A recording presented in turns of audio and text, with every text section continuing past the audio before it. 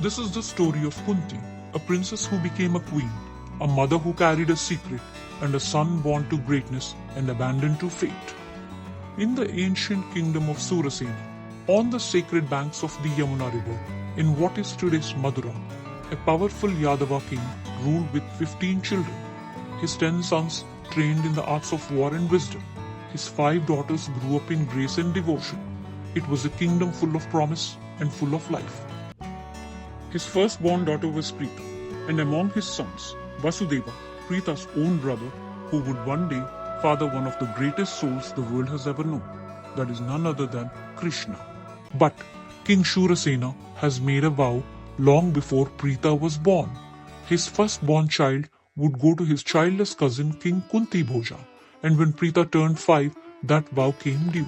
In Kunti Bhoja's quiet palace, she grew up with duty and discipline. She was renamed as Kunti, and she learned to carry it with grace. Then one day, the great sage Durvasa arrived, a man so powerful, so volatile, that even gods feared his anger. Kings offered him their finest comforts. Durvasa accepted nothing less than perfection. Kunti, still a teenager, was chosen to serve him. For months, she attended to his every need, never once complaining, never once faltering. While others trembled, she served with patience that seemed beyond her years. Durvasa was not a man who gave gifts easily, but what he saw in Kunti moved even him. He granted her a mantra, ancient, powerful, the ability to invoke any god and bear their divine child. Kunti now held a power no girl her age should have possessed, and curiosity became her greatest test.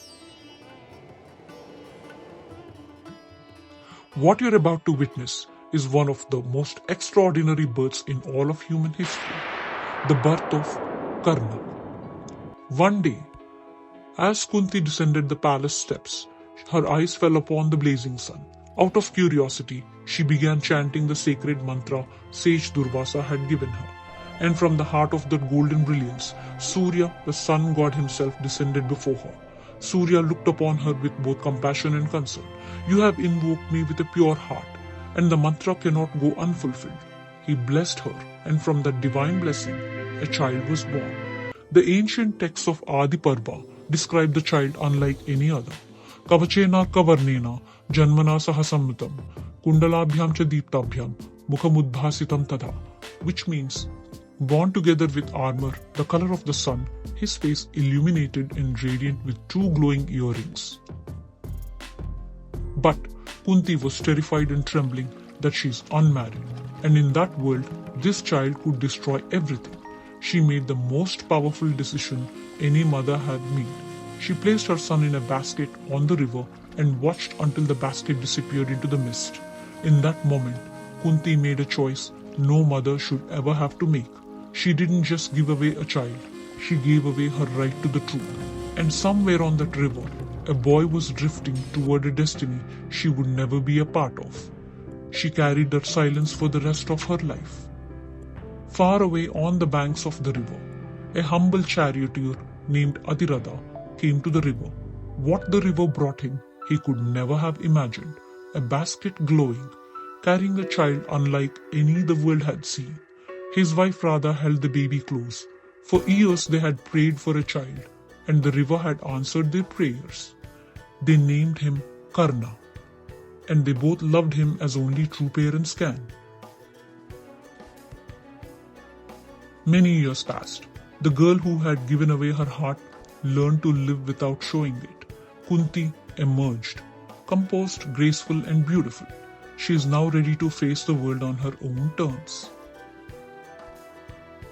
As you have seen in previous episodes, Pandu, the king of Hastinapura, was seeking a worthy alliance.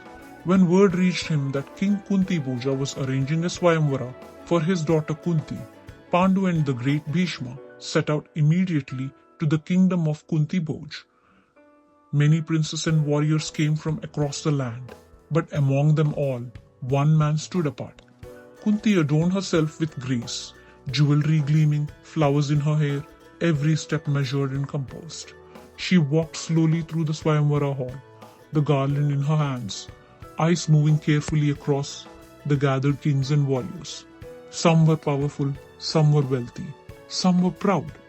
But when her eyes found Pandu, noble, steady, backed by the great Bhishma himself, she paused, not with the flutter of a girl in love, but with the quiet recognition of a woman who knows her destiny.